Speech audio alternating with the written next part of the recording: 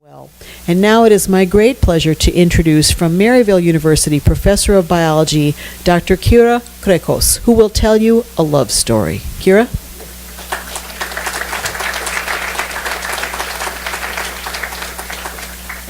Thank you, Jean, and thank you, George, for giving us such a rich background of the plants that you...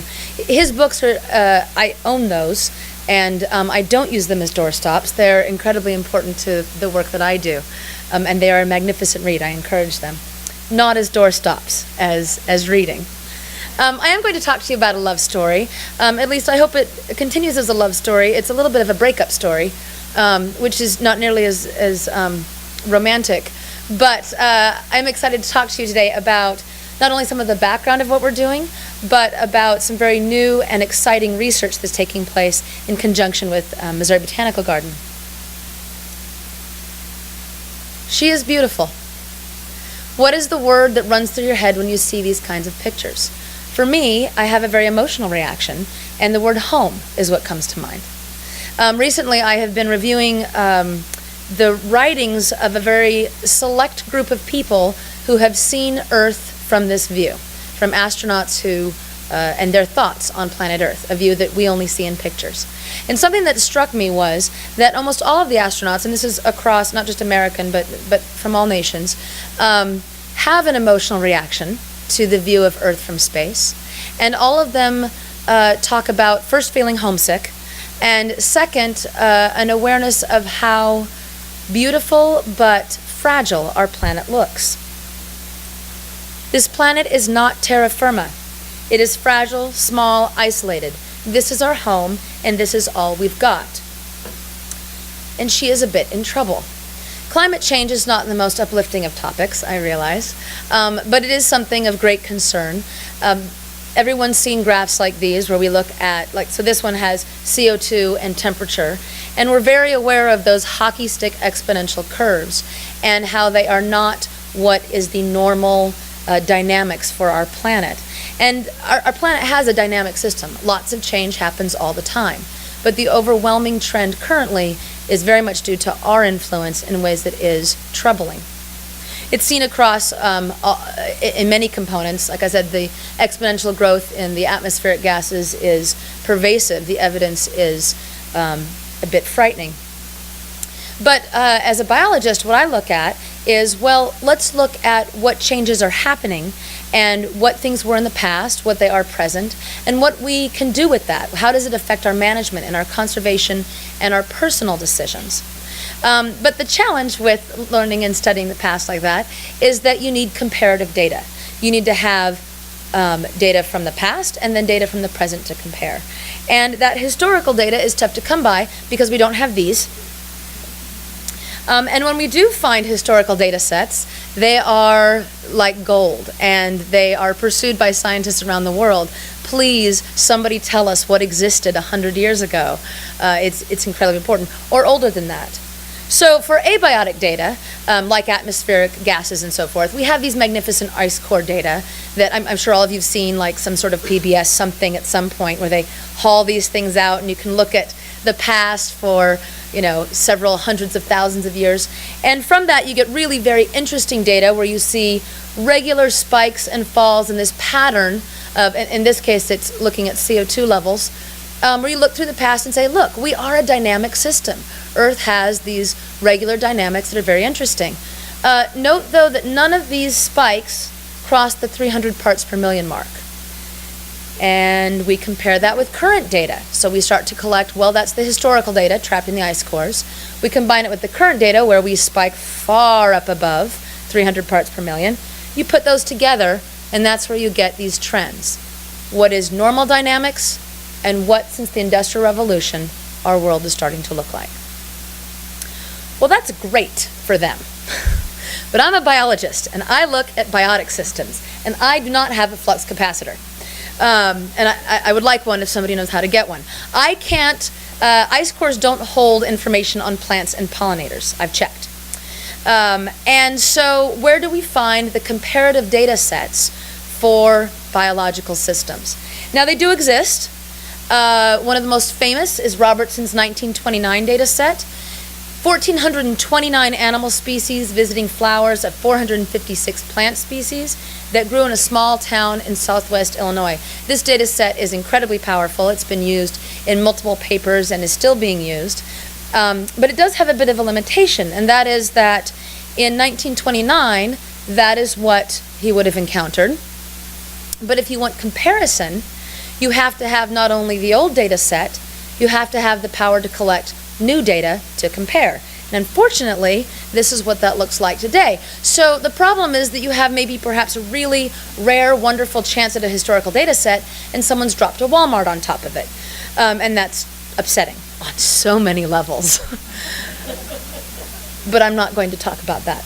I'm going to talk about where we can find non-Walmart polluted research sites that contain a historical data set.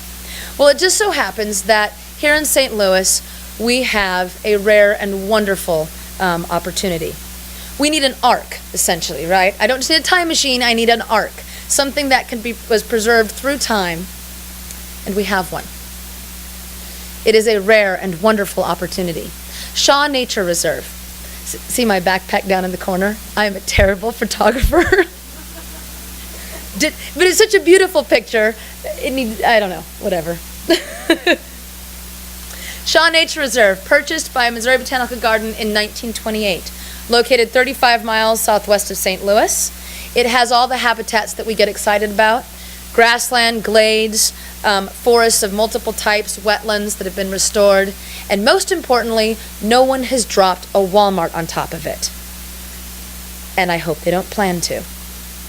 You'll keep me posted if any dark plans come forward.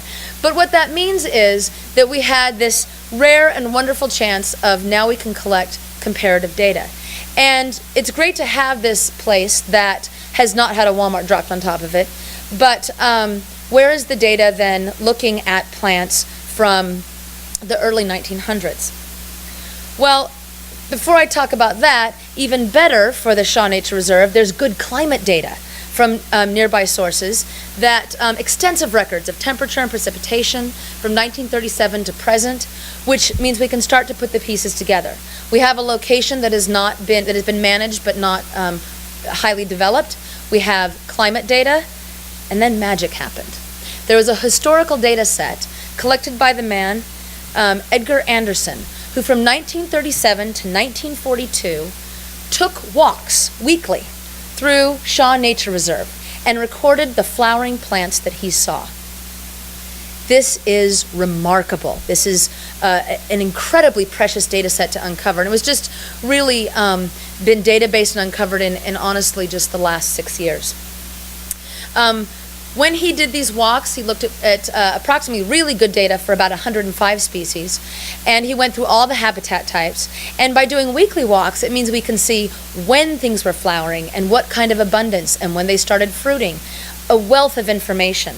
And there's other partial data sets from other collectors from 78 to 92. But what this meant was that for the research biologists that I work with, we saw here's a chance to compare the old with the new. And so the research team that I work with, the other lead researchers on it are Dr. Peter Hoke here at the Missouri Botanical Garden, and I can't use her married name very fluidly yet, Nikki Miller, Dr. Nikki Miller, and then 10 local and national scientists, because we need it. This is a very integrative project, and then an army of undergraduates, 3 of which at least are here tonight. Can you wave your hands? You guys have done so much work so far. There they are. There's at least 3 of them. They are on the ground collecting very detailed data and should be applauded for that. But 12 and counting. It takes an army to do this kind of data collection. And so the first part that we looked at was, well, just in terms of plant phenology. And for those who aren't botany nerds in the crowd, I don't think there aren't many, plant phenology is the timing and flowering of plants, roughly. And we wanted to look at the impact of climate change on that. So from 2009 to present, they recreated Edgar Anderson's walks, recording weekly what's blooming and when and how much. Now you can compare that to his data set from before. And there's an enormous amount of work, and I could talk for an hour on just that piece, but I'll just summarize for you the exciting bits. or not so exciting bits. First of all, yes, temperature has increased, and precipitation has been affected as well. Almost all the flowering species showed some change, but there were patterns that were surprising. So for instance, almost all of them shifted in their flowering by at least a week earlier. However, flowers in the spring were not nearly as affected as those that bloom in August and September. You know how we have a burst of excitement in the flowering in the spring here in Missouri, and then there's this sort of July period where you try not to go outside, particularly on the glade. And incidentally, Edgar Anderson had the great name for it. He called it the green lull.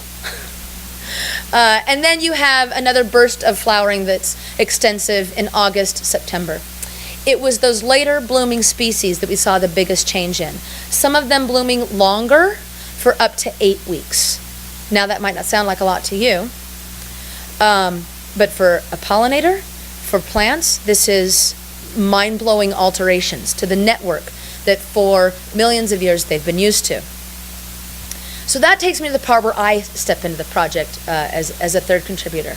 And that is, okay, these changes due to climate change in the plant phenology, what does that do to our love story? How does that impact the plant-pollinator interactions? So I want to talk about pollinators for a minute. We usually think of bees, but of course there's a wealth of different species that pollinate. And this is a small sampling. I understand that even lizards pollinate.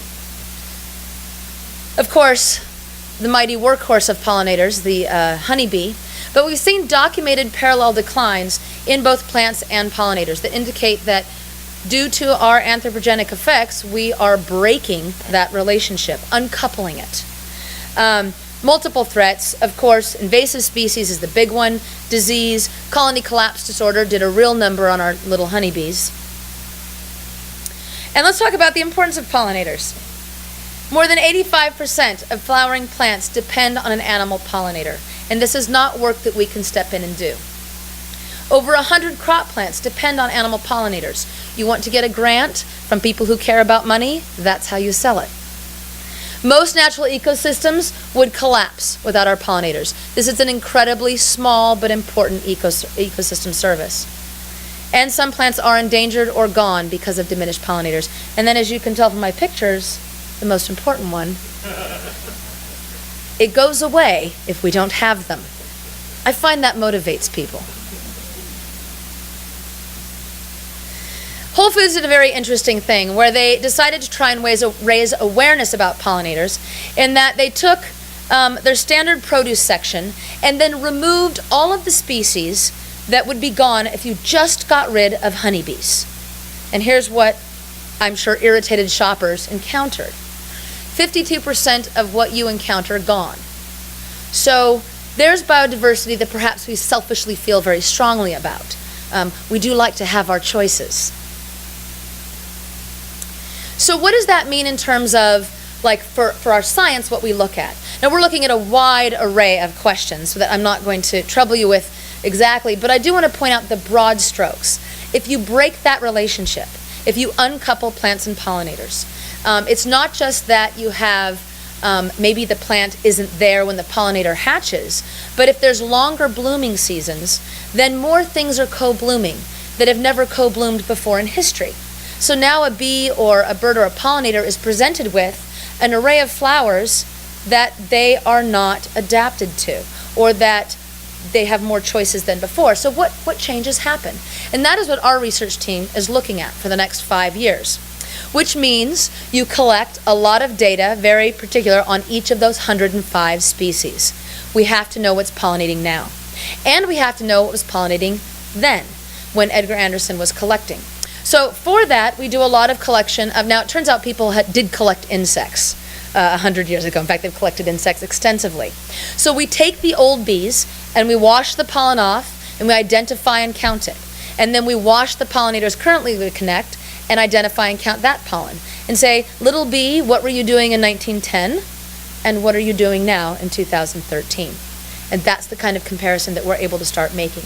But as you start to have these shifts, you can see that it's not just breaking the relationship, it's changing the dynamics of the relationship. The important thing that a lot of people sometimes don't realize is that we tend to talk about plants and pollinators as a monogamous relationship. There's one pollinator for each plant, and that's almost never true. They do exist, mostly orchids, figs and fig wasps, those sort of really interesting monogamous relationships, but most of plants and pollinators are a very complex network. You have honeybees who you're uber generalists. They visit everybody and they really carry a heavy load. But when you have these complex networks, it's really quite smart for an ecosystem. It means that you can have different players in that network drop out or not show up. I will tell you, moths are notoriously flaky. They can go whole years, but they go, no, we're not showing up this year, as I know from sad experience. And the system can buffer against that. And it buffers and buffers against flaky moths or a bad year like the drought that we had 2 summers ago. You all remember that? We all stayed inside, right? My guys didn't. Raise your hands again, guys. They were out on, there they are. These guys are tough. They were out on the glade collecting data in 105 degrees. I actually remember getting a phone call from Adam, and he said, so I have a question. I'm like, are you out on the glade? Are you insane?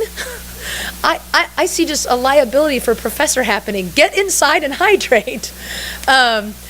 Which is impressive field work. But these networks can buffer against those natural dynamics for quite some time. They're not prepared for the kind of changes that we're experiencing now. So some work by Jordan and Bascomte down here, and I'm not sure you can see these curves, but what I want you to see is the curves go like this. Yeah, okay. What they did was they ran models looking at plant pollinator networks. And it's kind of a brutal experiment they did. They just shook the network. They just said, let's kill this many things, and then we kill this many things. They drop Walmarts all over these habitats, basically. And as they modeled that, what they saw was the system, the network, could hold and hold and hold, and then all of a sudden would collapse. Now, why is that a problem in terms of conservation? Well, human nature does really well with responding to curves that don't do that, but that look like this, right? When we see a problem immediately, then we respond to it. But this leads to, everything's fine. I don't see a problem. Everything's fine. Oh, we're dead. Our psyche, for some reason, and you're going to speak to that, I hope, doesn't respond well to that kind of thing.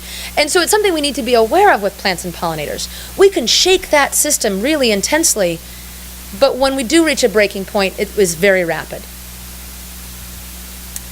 This relationship is a network in the sense that we are part of that ecosystem. We are part of that love story. We're very much involved in not only the uncoupling of that relationship, but also preserving and helping it continue. One of the things that is really impressive about pollinator conservation is that it's accessible to everybody in this room and everybody in St. Louis. It's one of those places where every little thing that you do makes a difference. There are very big problems with climate change that I don't know how to address, and solutions are incredibly complex. Protecting a species like the big cats requires just enormous amounts of land and very complex problems. But it turns out pollinators don't need much to persist. It means that plant natives in your front yard. It means that within our cities, all of those gardens and natural habitats and parks, if we plant natives and make them safe places for pollinators, those are islands where their biodiversity is preserved. It's something we are incredibly capable of doing, which I find very exciting. It is a little bit difficult to talk about, of course, the things that are wrong with our planet. Difficult in the sense that it leaves us a bit low. And that's one of the reasons I like to talk about the pollinator networks, because it's something we can address immediately and successfully. And also because although when we talk about these things, it can be a little dark to talk about conservation efforts or biodiversity, and we get very concerning things. But I have tremendous hope in our species and our part in the love story of not just pollinators, but of taking care of our planet. Our role in our good stewardship. I like this quote. We are the only species capable of exterminating another species, wholesale. But we are also the only one capable of acting through love and reason to preserve our fellow creatures. We are unique in our ability to affect the fate of the planet, but also unique in our ability to predict those effects and to change our ways in light of what we foresee. My hope is that we do make it a love story and not a breakup story. Thank you.